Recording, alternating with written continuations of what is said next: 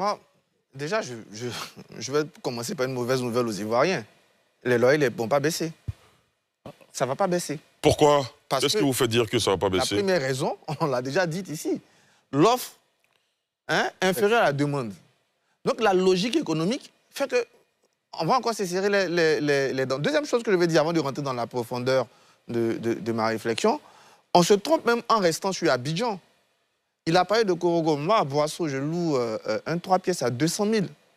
Quand vous partez à Boisseau, un 3 pièces à 200 000.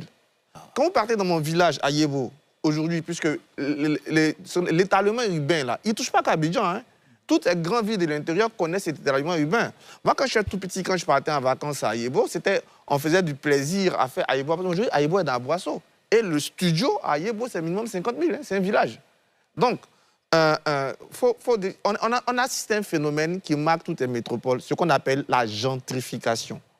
La gentrification, c'est quoi? C'est que les centres-villes deviennent de plus en plus chers et les populations sont obligées d'aller à chaque fois dans les périphéries. Et Abidjan va connaître ça. C'est un phénomène qui est déjà mondial. Abidjan connaît déjà. Tu connais déjà.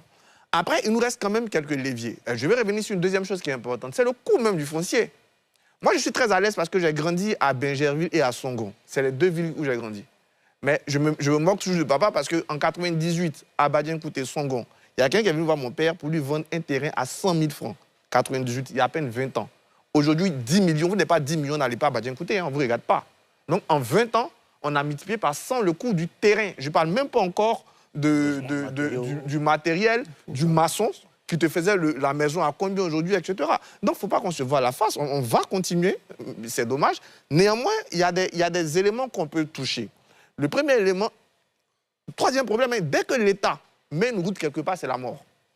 C'est que le quartier, il n'est pas habité, il est habité. Le loyer est à 250 000. Dès qu'on entend, aujourd'hui, n'habitez plus autour de la Y4, vous êtes mort. Parce qu'avant, on est... Mais dès que le gars même, il sait que la Y4 va passer à côté de chez lui, tu es mort. Il augmente le coût.